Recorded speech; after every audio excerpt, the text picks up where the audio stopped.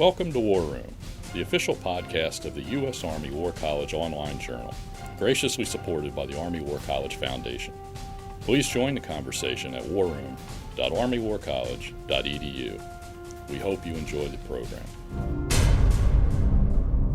Hello, and thanks for joining us today on the War Room podcast. I'm Jackie Witt, Associate Professor of Strategy at the U.S. Army War College and the War Room podcast editor. In almost any discussion of contemporary national security issues, the international environment and global security are critical topics for consideration, and developing deep regional expertise and understanding is likewise central to the formulation, implementation, and evaluation of strategy and national security policy. We have a deep bench of regional expertise here at the War College, and we are also lucky to host many guests who are subject matter experts, either as academics who study a particular region or as practitioners who are involved in regional security issues. On today's program, we're pleased to welcome retired Air Vice Marshal Arjun Subramaniam of the Indian Air Force and Dr. Patrick Bratton, who is Associate Professor of National Security in the Department of National Security and Strategy at the U.S. Army War College and the Course Director for the South Asia Regional Studies Program. Air Vice Marshal Subramaniam spent 36 years in the Indian Air Force, primarily as a fighter pilot, but later in his career he also served on the air staff and as a key player in India's professional military education system. He holds a PhD in defense studies and is the author of 3 books, including recently India's Wars. Given his expertise and experience, we've asked him to sit down in the studio with Dr. Bratton to discuss the military history of South Asia and its influence on the contemporary security environment. So we turn now to their discussion. Hi, I'm Patrick Bratton, Associate Professor of National Security in the Department of National Security and Strategy. And I'm Air Vice Marshal Arjun Subramaniam.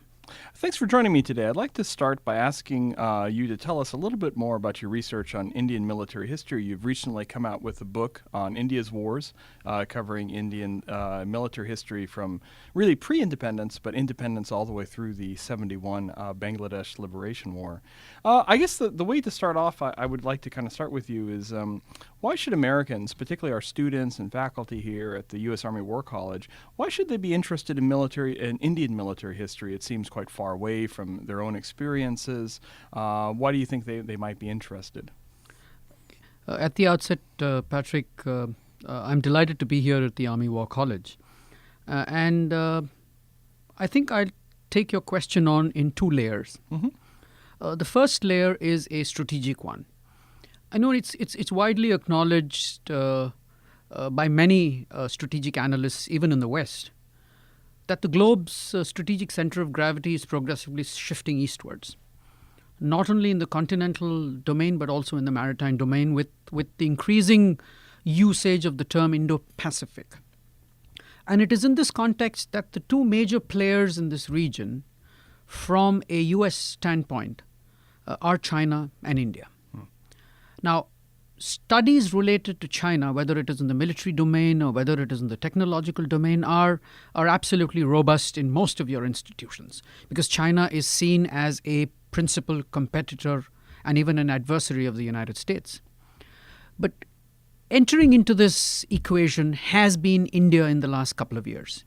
And India is a power of consequence. It is a strategic partner of the United States. And it is in this context that I think there is a need to increase the levels of knowledge about India within the U.S. And as far as the U.S. military is concerned, I think it's important to understand a partner, particularly the military.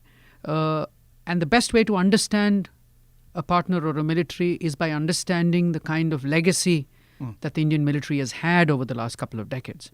And that is why understanding war and conflict in contemporary India is essential for U.S. military officers, particularly for those who would be assigned to South Asia, who would be assigned to the Indo-Pacific.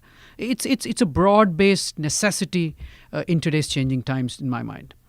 The second layer is that is purely bilateral. If we're going to be friends, if we're going to be partners, if we say that we have shared interests and shared alignments, it is but natural that it is imperative that we know more about each other. And our militaries have engaged more in the last 2 years than what the US military has engaged with any one of its other partners and allies. And therefore, understanding contemporary Indian military history, I think, is very, very important. If you're thinking about the experiences of the Indian military through its military history, what are if there's one sort of thing that you think Americans should know about Indian military history to better understand the Indian defense establishment, the Indian military? What might it be? Would you say? Yeah, the Indian military has adapted to technology, to diverse technology very well. Mm-hmm.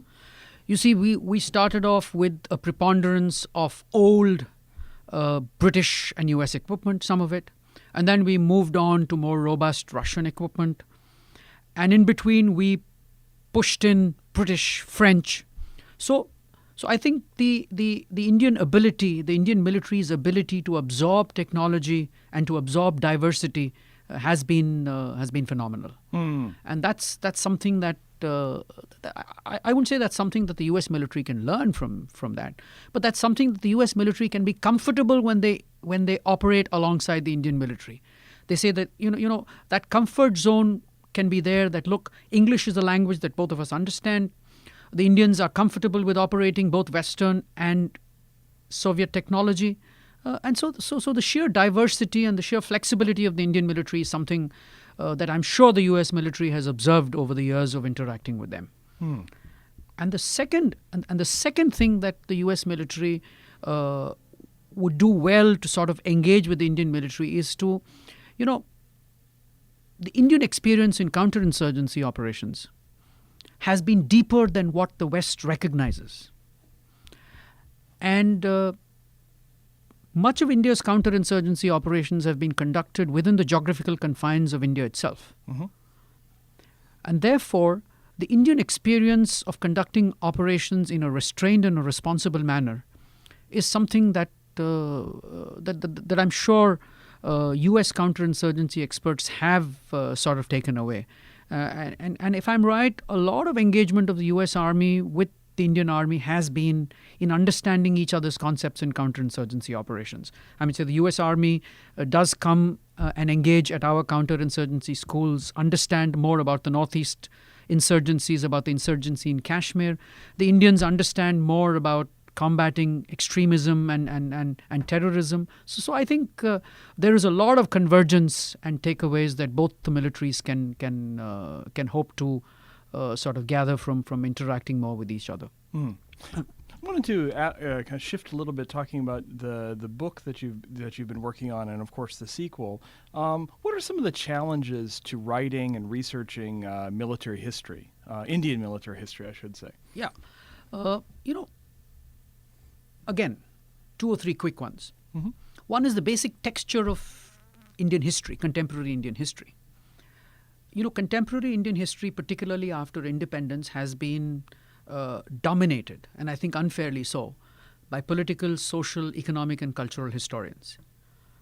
And military history has been seen in the country by and large, and within the political establishment and the academic establishment, as a forgettable legacy of our colonial past. And therefore, even though India's military, I think, has played a very important role in the preservation of Indian democracy in a manner in which it is dear to the Indian people, but it hasn't got the necessary attention and inclusion in an overall historical discourse. And that has been one big challenge of how to convince the historical establishment at large to say that, hey, look, the Indian military and its exploits since independence merit inclusion within a broader historical discourse. So that was the first challenge.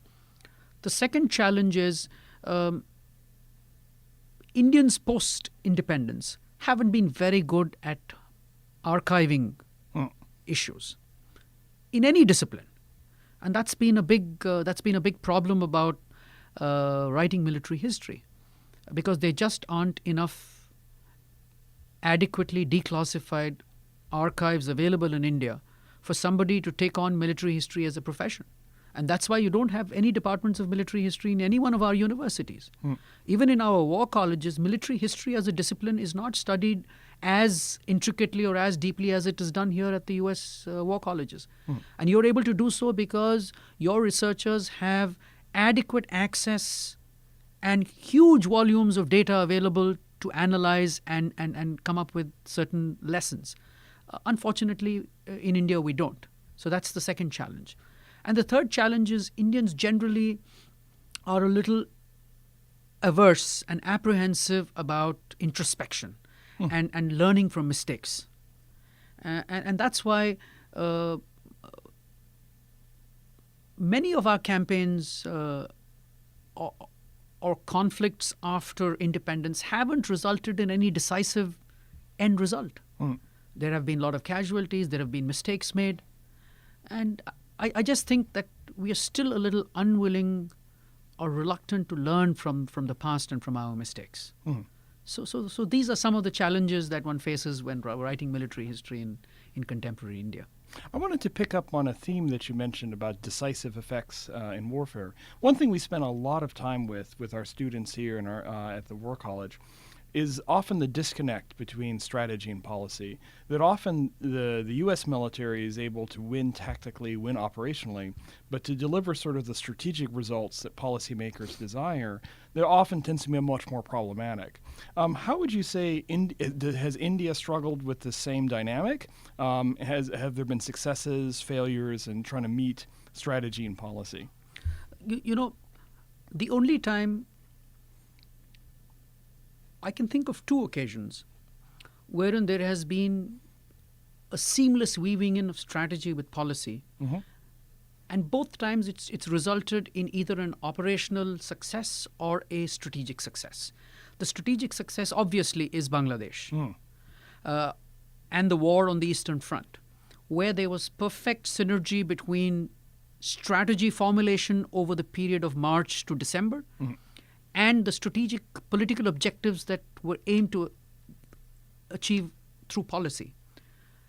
And the other time when strategy resulted in a robust policy was over Siachen.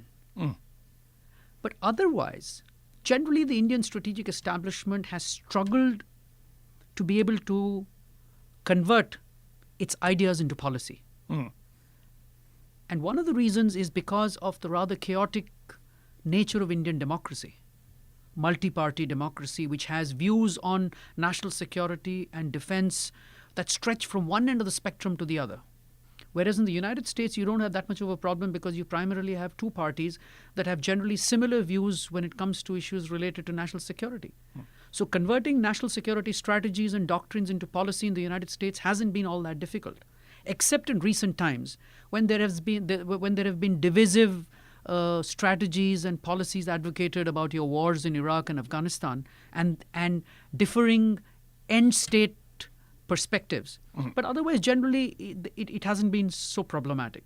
In India, it is a problem converting strategy and doctrine into policy because of the sheer diversity of our policymakers and those who make strategy and talk about doctrine. And to make things, and complicating matters is a fact that India hasn't yet articulated a national security strategy or a national security doctrine. And that doesn't make things easier. No.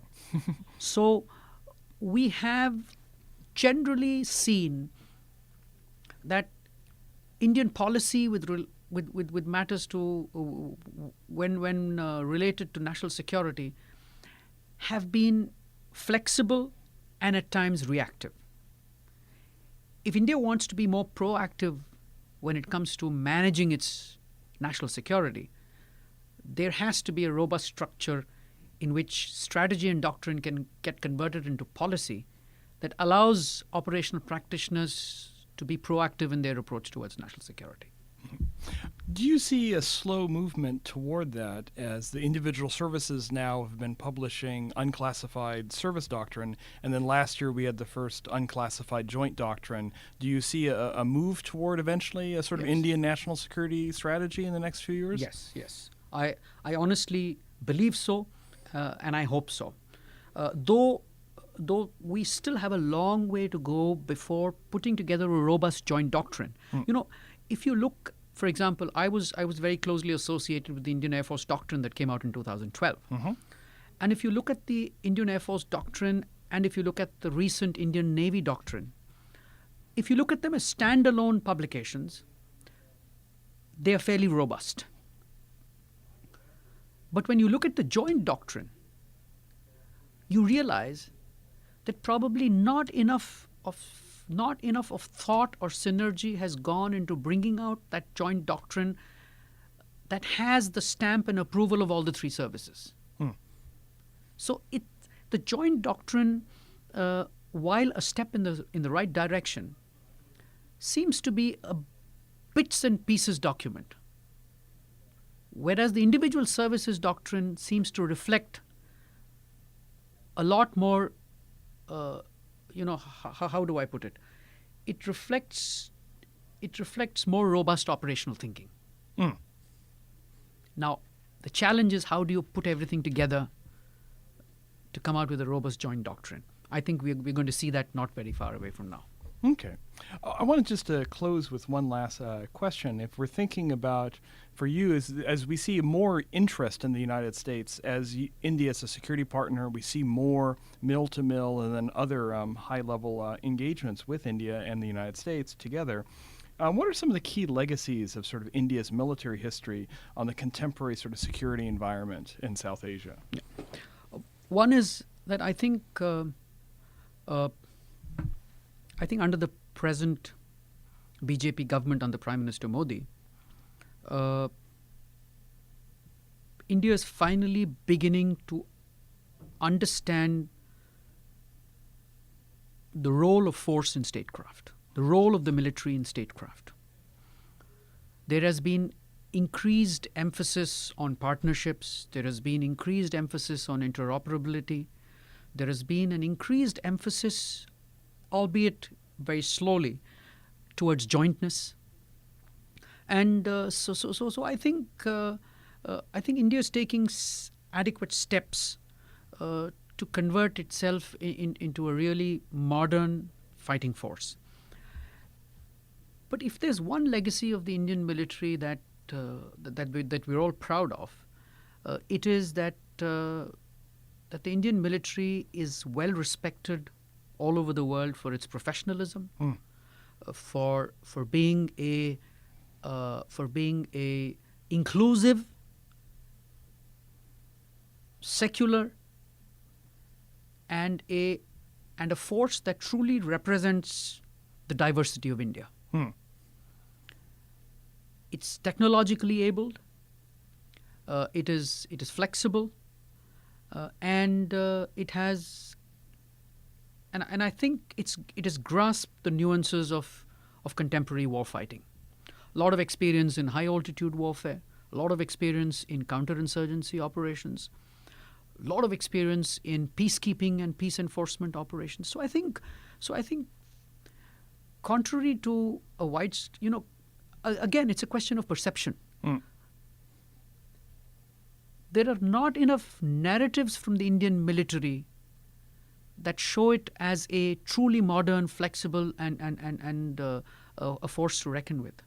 And I think one of my endeavors through my military history writing, as well as in the sequel that I'm working on, is to sort of share the right narratives about India's military as a significant tool of Indian statecraft.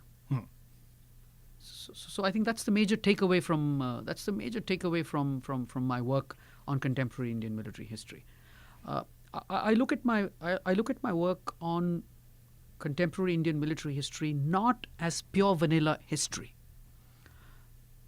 I like to look at my work as what many call today in the United States as applied military history, wherein one looks at military history not from the lens of mere battles and campaigns, but look at what its impact on larger issues of strategy, nation building, and geopolitics are.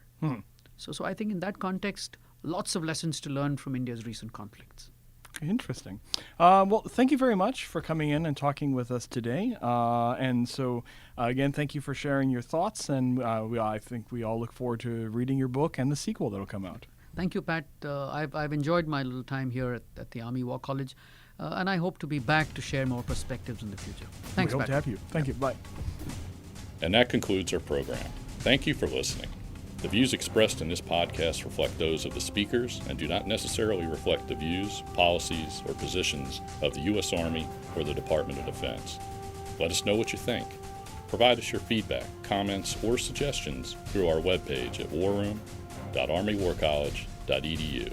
And have a great day.